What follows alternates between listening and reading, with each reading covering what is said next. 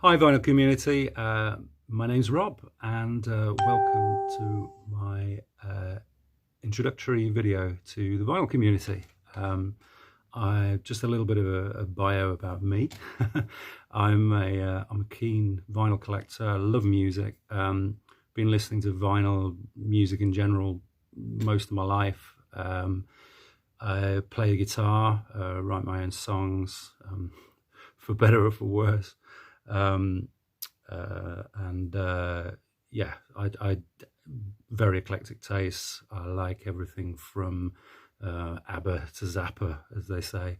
I know that sounds like a cliche, but that's kind of pretty much where I am in terms of my musical taste.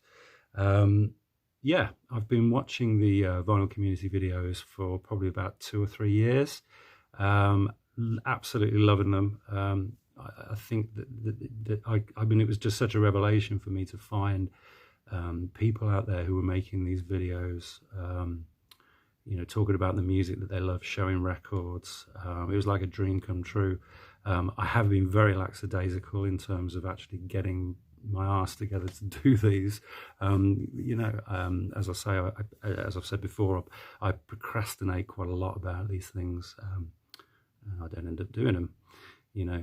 Sometimes it's easier to talk the talk, but not walk the walk. So anyway, one or two of you have suggested that doing this vinyl tag that's going around is a good way to introduce yourself and to let people know what you're about and what you're into. And I wholeheartedly agree. I thought, yeah, that's a fantastic idea. Great way to ease myself in. Just as disclaimer, I've never done a YouTube video before in my life. This is the first time I've ever done this. So yeah, hopefully this will come out all right. But as I said, there's no editing or anything. I'm just literally just set this up, press the button, and off I go. So yeah, here we go with the vinyl tag. I shall have a go at that. So okay. So the first question we got was best find of 2019. So I guess that's the best vinyl find in the wild, perhaps. For me, that was this album, which is Bert Jansch's It Don't Bother Me, his second studio album from 1965, I think. Wonderful artist. Love Bert Jansch. I only actually started listening to him 2 or 3 years ago. I'd heard of him and knew what a reputation he had, but he was just one of those artists I'd never got around to actually buying his albums and listening to. I was played this in the shop where I buy my records from in Stratford on Avon, and I was just blown away with it. It was brilliant, particularly the first side. You've got these songs here, Oh My Babe, Ring a Ding Bird, The Wheel. I mean, they're all great, to be honest. I think this is a second pressing from the same year that it came out. That's what I've been told. So Bert Jansch, It Don't Bother Me. Favorite album of 2019. I take it that this would be a new release. I don't actually buy that many new releases or albums because I tend to be into kind of older stuff. I do listen to modern music. I just don't tend to buy it because I'm usually just so much more into collecting older retro stuff. But yeah. I don't know whether this would count, but this is a box set of all the Traffic albums that came out last year. It's fantastic. All 6 of their albums, Mr. Fantasy all the way through to When the Eagle Flies, so 67 to 74 as the title suggests. Each one has got a reproduction. I'll just shut that. Each one has a reproduction of the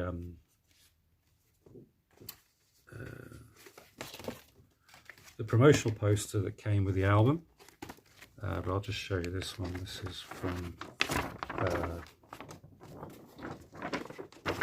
this was for Mr. Fantasy, so this would be in 67. There's Stevie Winwood and all the guys.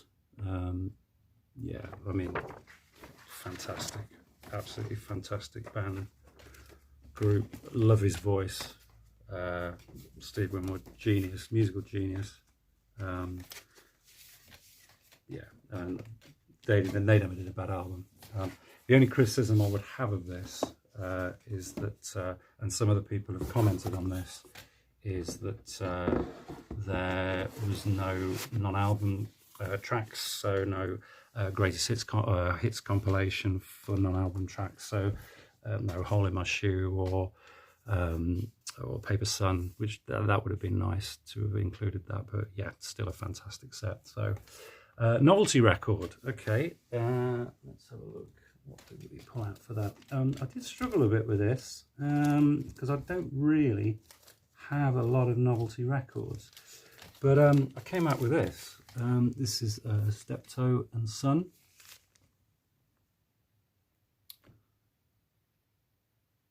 So yeah, I mean, this is of course for those not in the UK watching this. This was a classic UK sitcom from the 60s and early 70s. I always love this. I have a box set of the complete stories. It's basically about a rag and bone man, father and son, as the name suggests, living in a rag and bone yard in West London, and just their foibles and the relationship that they have with each other, which isn't very good. They're always sort of kind of at loggerheads, and it's like young meets old and vice versa, and the usual sort of clash of generations. But the interplay between the two of them was just fantastic. It's just so funny. Great character actors as well, as with all fantastic comedy. It's you know, you can't have the humour unless the characters playing the parts are good actors as well. And these two guys, Wilfred Bramble and Harry H. Corbett, certainly were. And this is just a studio recording or radio. I don't know whether maybe it was taken from the radio. I haven't read the back very well for these. I should have done my homework a bit better. But I think the bird was I think one of the either the pilot episode or a very early early episode. So yeah, Steptoe and Son for my novelty record. A Homage cover. I don't, yeah. The only one that I could actually come up with, I suppose strictly speaking, it is a homage. If I can find where I've put it. Sorry about this. I'm not very well prepared at all. Here we go. Yeah. You've all seen this. It's the Ruttles. And of course, the Beatles, it's a classic Beatles pastiche. And you've got Magical Mystery Tour here as the Tragical History Tour. Meet the Beatles, Meet the Ruttles as with the Beatles. Sergeant Ruttles Darts Club Band, let it rot. Brilliant. Wonderfully conceived by Eric Idle and Neil Innes, and particularly poignant, showing this sadly Neil Innes, as I'm sure some of you are aware, passed away. As somebody else that we've lost forever, who was a incredibly talented musician. The Beatles really respected him apparently as well. He was good friends with them. So yeah. That's my homage cover. Anyway, so moving on, B-side deep cut. Yeah, I used to have quite a lot of singles when I was younger, but I got rid of them, and I just don't collect singles or 45s anymore. So But yeah, when I'm thinking of deep cuts on an album that I really love, this album sprung to mind. This is I'm sure a lot of you, particularly in the UK, know this. This is 10cc's second album, Sheet Music. Wonderful, crazy, inventive pop. There's nothing else like it, really. And particularly this, their second album, this is where they really came into their own. I love this album. I've literally listened to this album thousands of times. I know every single nuance, word of it off by heart. It's just brilliant from beginning to end. Of course, the two singles off it were Wall Street Shuffle and Silly Love. But for me, the cut that I really love is this track here, Somewhere in Hollywood, on the second side. And this is just cinematic pop at its absolute best. It's about 6.5 minutes long. It changes all the way through. You know, it's you never know what's coming next when you first listen to it. It's really, really interesting. The lyrics are great. The atmosphere on it is fabulous as well. You know, and what you think what they created here without using synthesizers and things, just with guitars and a lot of analog instruments. I know they had the Gizmo, which was Lol Cream's invention, that they tried to market, I think, which is, I think, why they left the band. They wanted to push that with that album. They did Consequences, that I don't think was particularly successful, but yeah, Somewhere in Hollywood from 10cc Sheet Music is my deep cut.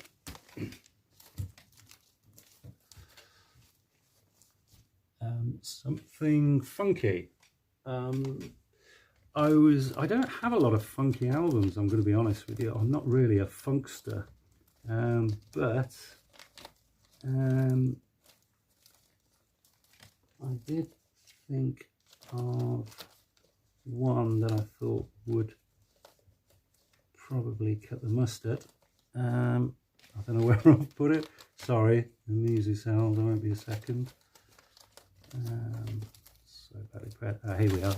Okay. This is Tom Tom Club, their first album.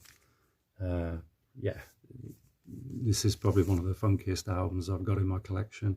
I mean, you've got the singles on here, Wordy Rapping Hood, Genius of Love, which of course mentions Bootsy Collins from Parliament Funkadelic, I think it was. I don't think he's actually playing on the album. I'm looking at the credits. Could be wrong there. Somebody please correct me if I'm wrong there. But yeah, so that's Tom Tom Club's first. Pretty funky, I think. Weird Shelf Buddies. Okay.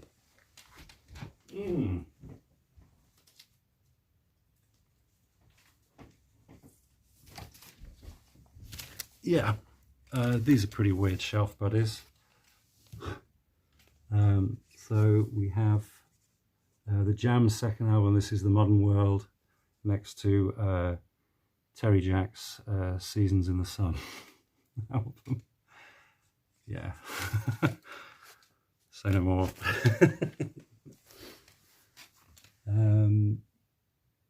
I Was There, band I've seen. Okay. Yeah, this is probably one of my the first concerts that I went to. This was at the Birmingham Odeon, and this was Hawkwind.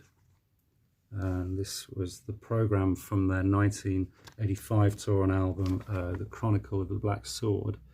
I haven't actually got this album. I never actually got it, but my mate had it. I'm actually out looking for a copy so that I can marry up the program with the album. But I do have a few Hawkwind albums. This is a pretty good one of theirs. This is Levitation. So the program temporarily lives in there until I get a copy of the album. So yeah. Okay. Wish I had an OG copy but have a repress. Okay. This is this is an album that I love, absolutely love, and my sister very kindly got me a repress of this for Christmas just gone. This is Judy Seal's Heart Food. Absolutely wonderful. Again, an artist I'd not heard until probably a couple of years ago, and I heard her first album before this one, which is obviously the self-titled. I've got it down here, but I can't find it at the moment. But that's actually an original pressing. I did pay a fair bit of money for it. But this sounds pretty good. I think these music on vinyl reissues are, generally speaking, pretty good. Most people seem to think that they're good, and it does sound good. So yeah, very happy with that. I'm no audiophile by any means, but to my ears, this sounds pretty good. But yeah, an OG copy at some stage would be great. I did actually find one at a record fair locally in Bromsgrove earlier last year, and my heart nearly stopped because I've never seen this album in the wild, and the guy in my local record shop's never seen a copy of it in the wild either, an original. I did see it. The cover wasn't great, and the record was even worse. It was just scratched and looked like somebody had taken a Brillo pad over it or something. So, and they were still asking about 30 quid for it. So suffice it to say, I didn't buy it. So this is an excellent placeholder until I, at some stage, get an OG. I won't hunt it down, but if I did see one for the right money and it was in good nick, I'd be very tempted to buy it. So, yeah, Judy Seal Heart Food. A discography you own all major releases and artists. I don't have a complete discography of any artist in my collection. However, I do have the artist that I have the most of is probably Jethro Tull. And I'm just going to sort of bookend these because I do have all the ones in between, but this was their first, and then I've got them all up to including Stormwatch, which I think is 79. So their first 10 years of their career, which in my opinion is contains all their best records anyway. Yeah, and then I think that's 11 albums, and then I've got 2 compilations, which is the compilation from 76. I can't think what it's called now. Masters or something, volume 2 I think it is. And I've also got a collection 20 years, which is a double album, which I think came out as a box set, but it was like a double album, sort of abridged version. So yeah, Jethro Tull, there you go. Okay, pre-band album or band that featured somebody who went on to be famous. Yeah, I do have this. This is a local Birmingham band, or they were a local band called the Fanatics, and this was fronted by a guy called Simon Fowler, who went on to form the Ocean Colour scene that became very big in the certainly in the UK in the mid-90s. Had an album called Moseley Shoals, which I don't own, but it's a great album. This is all right. It's not bad at all. A couple of okay songs on it. This is like an EP, sort of 12-inch EP. So you've got 1, 2, 3, 4. We've got 5 songs. There's 3 sides on 3 tracks on side 1, sorry, and 2 tracks on side 2. Yeah. So that's the Fanatic that became Ocean Colour Scene. Musical book, movie you'd recommend? Okay, well, I was going to show The Age of Bowie, which is what I'm reading at the moment, which is a fabulous book by Paul Morley. Unfortunately, I forgot to bring it with me, but I do have this one to show, which is The Beatles Unseen. This is a wonderful book filled with a lot of private photographs pictures of the Beatles that weren't previously released. I think they were collated over about a 30-year period, all over. It's from various places. It's quite good the way it's put together. So you've got the Raw Variety performance pictures there, and then it goes on to Manchester Granada TV Studios. Yeah, it's a fabulous book. Well worth getting if you don't have that. Not a lot of text in it because, as I say, as the name suggests, it's mainly photos. But there are some explanations in there, and you know, of the stories behind the pictures. I think there's a few press release transcripts as well. So yeah, I was thinking maybe James Griffith might be interested in that. If you don't already have it, James, it's a good one anyway. So, but that's The Beatles Unseen by Mark Haywood. Underrated album. Okay.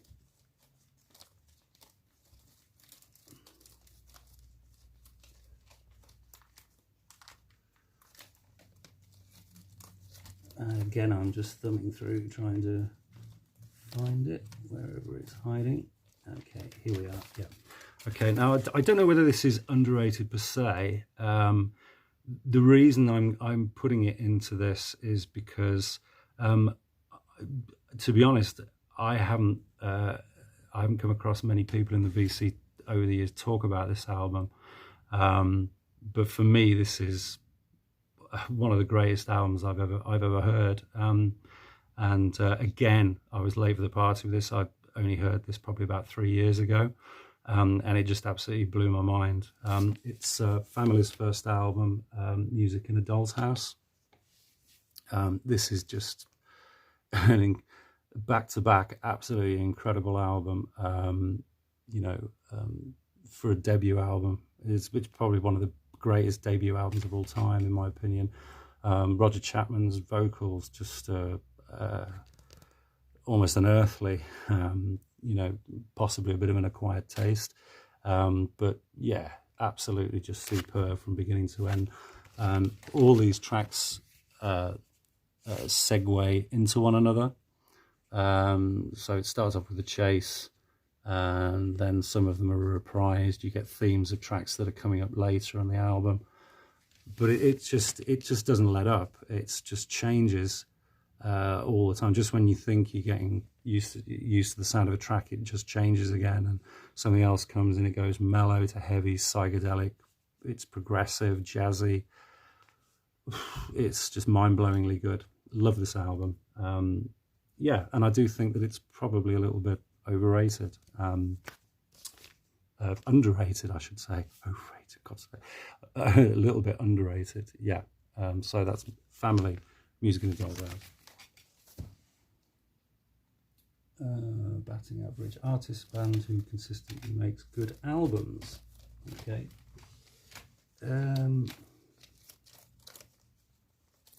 For that, I would say that would be this band here, Pentangle. Yeah, I mean, from beginning to end. I don't have their first one, but this is their second one, which is the double album, Sweet Childs. It's half studio, half live. Amazing. That's probably their most commercial album, Basket of Light. I'm sure a lot of you have heard these anyway. Cruel Sister, that's wonderful. The latest one I have is Reflection. Probably not quite so good, but they're still, in my opinion, I've not heard a bad Pentangle album. So yeah, I'd say they've got a pretty good batting average to my ear anyway. So same album, different cover. I don't know whether this really counts because I don't have two versions of it, but I know that this album, which is True Colours by Split Enz, I think this came out in different colours. So I think there was a blue and yellow one, or blue and red. I don't know, blue and red, yellow. They mix and match them. I've seen 2 or 3 different variants of this. I don't own any of them because I don't really keep multiple copies of the same album, even if they have a different cover. Because for me, if I have the music, you know, that's good enough for me, really. So, yeah. So, Split Ends, True Colours. An album I bought cheap that's now worth money. It's got to be this one. This is, as far as I'm aware, is the first UK pressing of this album, Ziggy, of course. I bought this in the sort of late 1980s from a small second-hand record shop in Birmingham city centre, and I think it was about £5, and it's in VG Plus condition. You've got there. I'll see if it's a label. Yeah, I'm pretty sure that it is. I've checked the matrix numbers, and it doesn't have the main man on it. It's Gem Production, so I think it is first pressing. Value wise, I don't know. I think these go. There was one that was of similar condition in my local record shop, and I think they were looking at selling it for about £70. I'm not sure what that is in dollars. Maybe about 130. Is it $140? Something like that. I don't know. But yeah, so that's it's probably intrinsically it's probably the most valuable album that I have in my collection. Not that I'll be selling it, but yeah. So that's David Bowie, Ziggy Stardust, of course. Favorite drummer. I'm not a drummer, but obviously I do appreciate drummers. I was thinking of, you know, the obvious, like John Bonham from Zeppelin, or Keith Moon from The Who, both astonishingly great drummers. But I was talking with my brother not so long back, and we were talking about Ian Pace from Deep Purple, and he is a force of nature. You know, the rolls, the technique that he has, not just heavy. I mean, obviously very, very heavy in places, but also the cymbal work, the intricate sort of syncopated rhythms that he gets, just phenomenal. You know, you just think, well, this guy can just play anything, really, you know. And my brother always said that I would just love to have a drummer like Ian Pace in his band, because, you know, he could just do anything you ask him to do, basically. So, yeah, and I think I'd be inclined to agree with him, really. He is astonishingly good, and I would say he is probably my favourite drummer. That's Ian Pace. Turning 20, an album turning 20 in 2020. I don't have anything on vinyl, but so I dug deep into my CD collection, and I think this is the only actual album I have, or I don't know whether it's the only album or CD I bought from 2000, but it's the only one that did actually, according to the label, come out in 2000, and that's this, which is Nelly Furtado's first album, Whoa Nelly. I suppose that could have gone down as the funky one, because it's pretty funky, isn't it? Not usually the sort of music that I listen to this, but I like the singles. I think I'm Like a Bird and Turn Off the Light. I did like those singles. So, but that's Nelly Furtado, turning 20 in 2020. Finally, trilogy of albums. I had a problem with this one, because and I originally wasn't going to put it in, because I thought, hang on a minute, Roxy Music. I mean, they're all solid albums, but of course the thread would have been Brian Eno, but then I thought, he left after the second album, so where would the thread be for all three? And then I thought, well, it's kind of obvious, really. It's Brian Ferry and Phil Manzanera, because without those two elements, you wouldn't have Roxy Music, and you wouldn't have the Roxy Music sound. So I figured that connects the three of them anyway. So yeah, maybe a little bit spurious, but there we go. So yeah, that's my that's me done. What are we up to? 30 minutes. God, sorry it's been so long. I will try and edit this maybe before I upload it, so it isn't too tedious for you guys. If you've managed to stand this all the way through, thank you so much for staying with me. 1 or 2 people have already subscribed to my channel, even though I technically don't have a channel at the moment. So I was really impressed with that, and I've had 1 or 2 quite supportive comments from the VC. So yeah, thanks very much for if you've stayed this long, as I say. My name's Rob. Hopefully going to be doing a few more of these before too long. I do have some ideas for videos, particularly talking about albums that I really, really appreciate and really like. So yeah, but that's something maybe for hopefully in the not too distant future. But anyway, for now, guys, thanks very much. Happy New Year to everybody, and see you soon. Cheers. Bye.